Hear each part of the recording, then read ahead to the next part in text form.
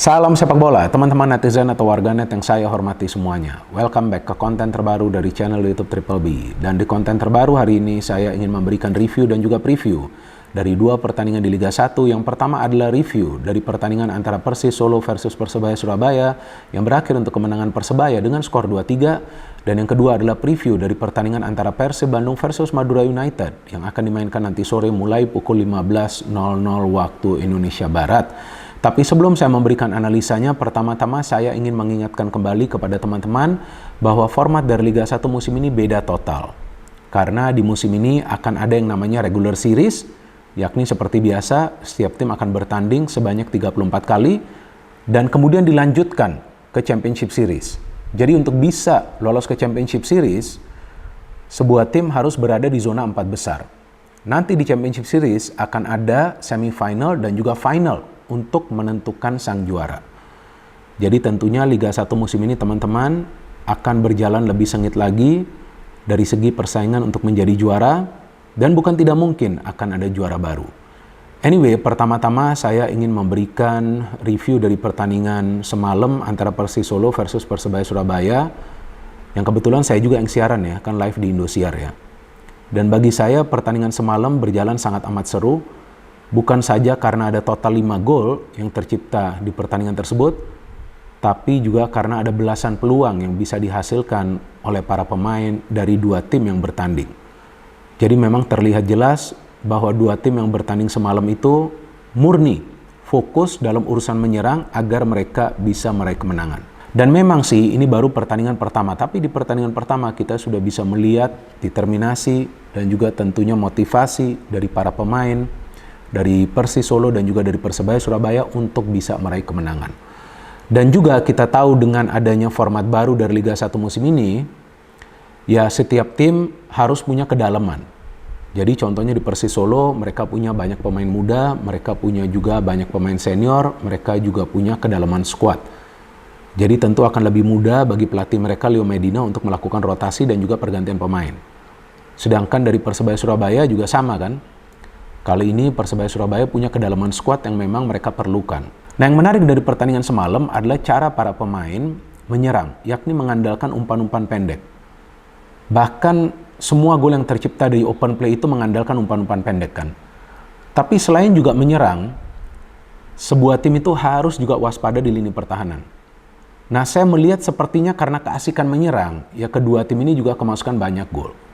Dan juga ada beberapa kesalahan yang dilakukan oleh para pemain ketika mereka coba untuk bertahan. Nah, ini yang harus mereka perhatikan nanti untuk pertandingan-pertandingan selanjutnya. Bukan karena mereka kemasukan banyak gol, tapi ada sejumlah kesalahan yang mereka buat yang sebetulnya memberikan peluang kepada para pemain dari tim lawan. Nah, dari jalannya pertandingan sebetulnya dari menit-menit awal memang Persis Solo lebih banyak mengancam gawang dari Hernando Ari. Tapi Hernando Ari bermain sangat baik di pertandingan semalam. Ya disinilah kita bisa melihat kualitas dari Hernando Ari sebagai penjaga gawang dari tim nasional Indonesia. Tenang sekali dia.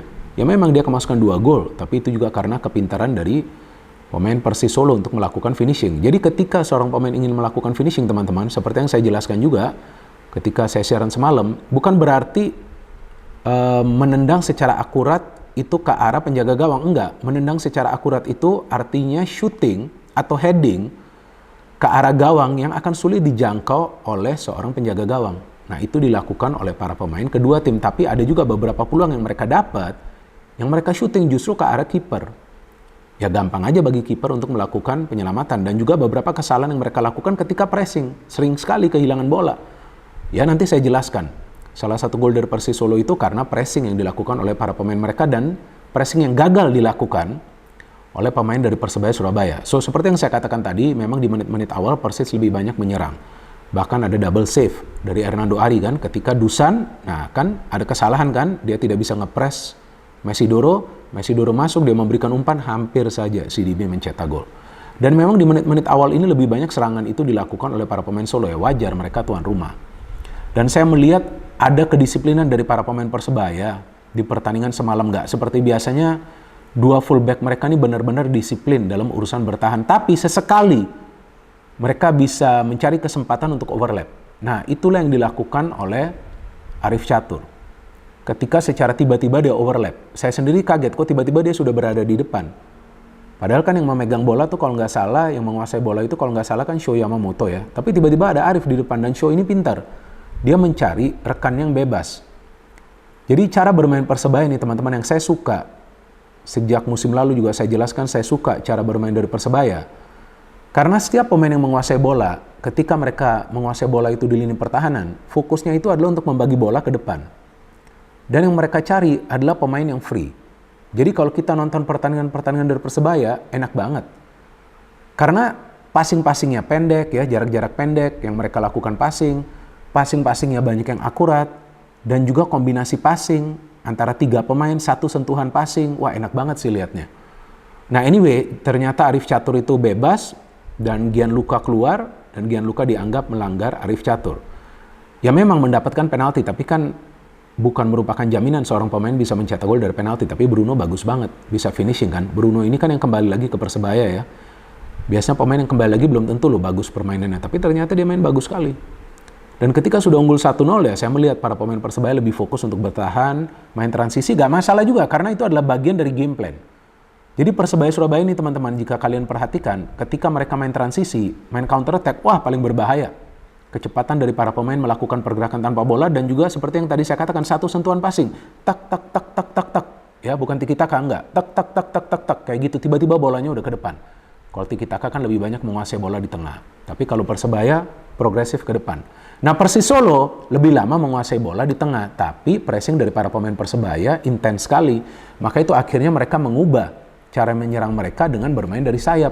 Tapi para pemain Persebaya pressingnya di sayap pakai double cover, 2 pemain, 1 winger dan 1 fullback. Itu juga yang menyulitkan Persis Solo, sehingga yang mereka main adalah direct passing, umpan-umpan datar.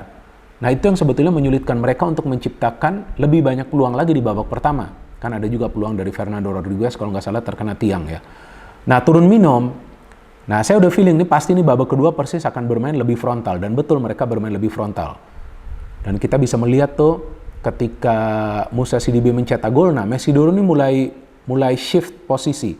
Dia mulai bermain di sayap, karena main di tengah dia sulit banget, pressingnya bagus banget dari para pemain Persebaya. Counter press dari para pemain Persis Solo itu saya melihat lebih banyak dilakukan oleh para pemain yang bermain di defense. Salah satunya adalah Jamie. Jamie bagus sekali melakukan counter pressing.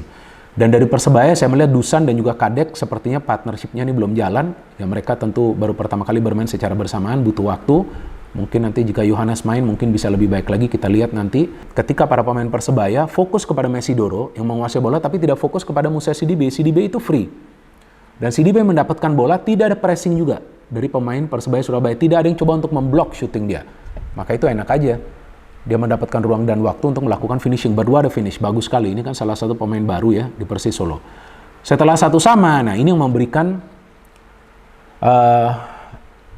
semangat tambahan ya bagi para pemain Solo, dan mereka sempat unggul juga dengan skor 2-1 ketika Fernando Rodriguez itu melakukan pressing, ya kan, kalah press pemain Persebaya kalau nggak salah Arif, kemudian bola dikasih ke Mesidoro dan Mesidoro memberikan true pass. Inilah salah satu keahlian dari Mesidoro ya, passing, dia memang raja assist dari Persis Solo musim lalu ya. Bahkan kan dia yang memberikan assist juga seperti yang tadi saya katakan kepada Musa Sidibe. Dia memberikan true pass dan akhirnya Ramadan Sananta bisa mencetak gol. Wadah gol. Sudah unggul 2-1, ya di sini baru yang namanya kekuatan mental yang bicara ya. Nah jadi cara Persebaya menyamakan kedudukan lagi-lagi nih memanfaatkan Ze Valente. Jadi Ze Valente ini merupakan orkestrator dari permainan Persebaya Surabaya. Ketika dia memberikan passing, lebih banyak passing Ze Valente ini akurat. Bahkan di babak pertama, shooting dia itu kan terkena Mister Gawang ya. Jadi ketika dia memberikan passing, nah Song ini ketika mendapatkan bola dia mencari lagi pemain yang free. Kan inilah ciri khas permainan dari Persebaya, dan yang free adalah Bruno. Bruno bisa melakukan shooting yang sempurna, bagus sekali 2-2. Nah setelah itu, Coach Aji Santoso melakukan pergantian pemain yang membuat saya kaget. Karena dia mengganti Song, ya memainkan pemain muda Tony Firmansyah. Saya agak kaget, siapa ini Tony? Saya sebelumnya belum pernah mendengar tentang Tony kan. Ya saya kan bukan fan dari Persebaya Surabaya. Dia masuk, ternyata dia adalah pemain muda berusia 18 tahun. Dan kemudian Sho Yamamoto juga diganti, karena Sho Yamamoto juga di menit-menit awal babak kedua itu miss chance padahal sudah open goal. Nah ketika Tony masuk, dia memberikan dimensi yang berbeda di lini depan Persebaya. Memang Persis Solo banyak nyerang, sulit banget para pemain Persebaya untuk menangani serangan dari para pemain Solo, tapi mereka sulit melakukan finishing. Namun Persebaya mengandalkan pemain muda ini, Toni, dia memberikan tambahan energi di depan. Dan Bruno pintar banget. Ketika dia mendapatkan bola, dia memberikan bola kepada Toni. Dan kalian harus lihat kepercayaan diri dari pemain muda ini. Ya, lawan dia tuh adalah Jamie. Jamie kan mainnya bagus nih di pertandingan semalam. Dia bisa sprint pendek, dia punya keberanian untuk melakukan penetrasi, dia memberikan crossing ke tengah. Sebetulnya tertuju kepada Kasim Botan atau juga Ferdinand Sinaga. Tapi ternyata kena pemain Persis Solo, Faki kalau nggak salah namanya ya, Faki Maulana. Nah, kena dia ternyata gol bunuh diri. Ya kurang beruntung juga si Faki, sebetulnya dia coba untuk menghalau bola. Nah, di sini kita bisa melihat peran dari seorang pelatih yang melakukan pergantian pemain. Sebetulnya Leo Medina juga melakukan pergantian pemain dengan memainkan Roni, pemain baru mereka kan, tapi dia tidak bisa berbuat apa-apa. Ya karena itu pertandingan pertama dia, jadi dia butuh waktu. Namun Toni di pertandingan perdana dia, usianya masih muda, keberaniannya luar biasa. Ya disinilah kita melihat permainan yang ngeyel dari seorang pemain muda yang berani melakukan penetrasi. Tapi ini kan baru awal dari Toni, jadi kita lihat nanti konsistensinya seperti apa. Dan saya harapkan Coach Aji jangan langsung memberikan dia menit bermain yang banyak. Ya seperti ini aja, masukin dulu sebagai pemain pengganti. Nanti berikan dia menit bermain dari awal ya, perlahan-lahan supaya bisa membentuk pola permainan yang baik dan juga lebih kompak dengan pemain-pemain lainnya. So this was a wonderful win for Persebaya.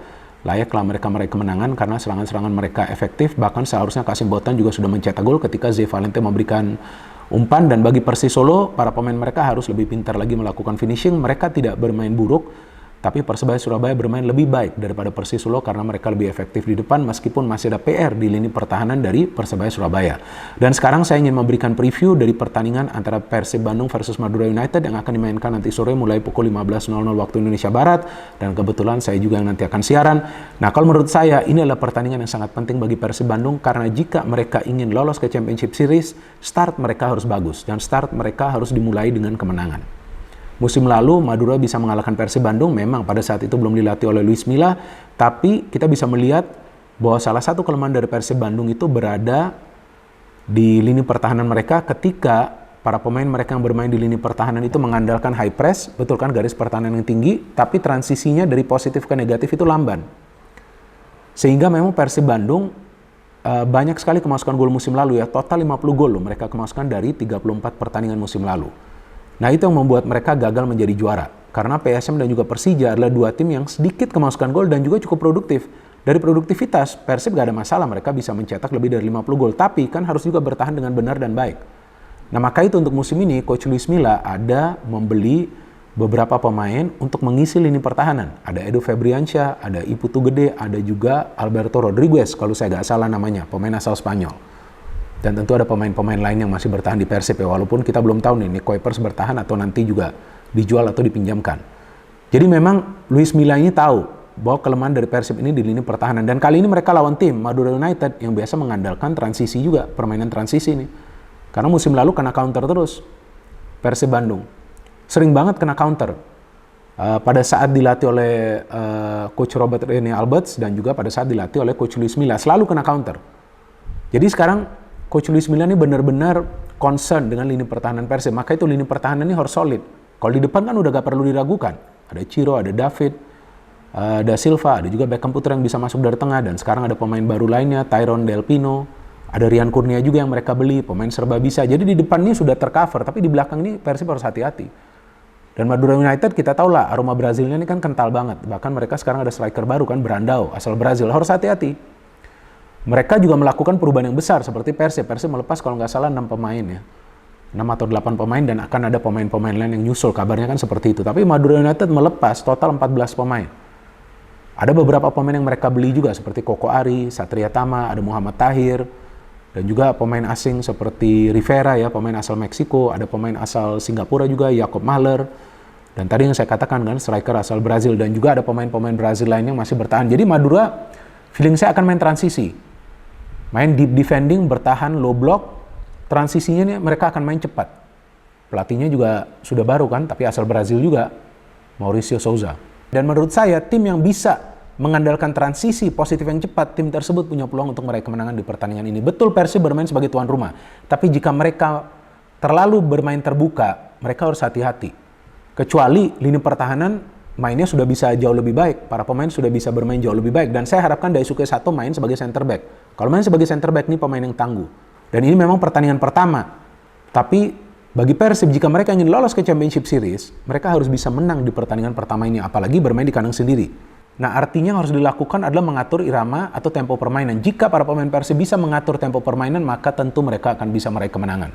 Pancinglah para pemain Madura keluar dari posisi mereka, karena kemungkinan besar Madura akan bermain defend and counter, dan itu gak salah karena mereka bermain di kandang Persib Bandung. Tentu tidak akan mudah bagi mereka untuk menghadapi serangan bergelombang dari para pemain Persib, apalagi masih ada Ciro dan juga masih ada David Da Silva, dan sekarang kita tahu ada Tyrone Delpino. Jadi kita tunggu saja teman-teman pertandingan yang akan nanti dimulai pukul 14.30 waktu Indonesia Barat, karena sebelum kick-off saya akan hadir untuk memberikan analisa juga. Saya harapkan nanti teman-teman akan bergabung live di Indosiar, dan kita harapkan pertandingan juga akan berjalan seru seperti pertandingan semalam antara Persis Solo versus Persebaya Surabaya. Bagi teman-teman, prediksinya seperti apa antara Persib versus Madura United? Silahkan kalian bisa memberikan prediksi kalian di kolom komentar di bawah konten ini. No hate, no politics, only football. Salam sepak bola.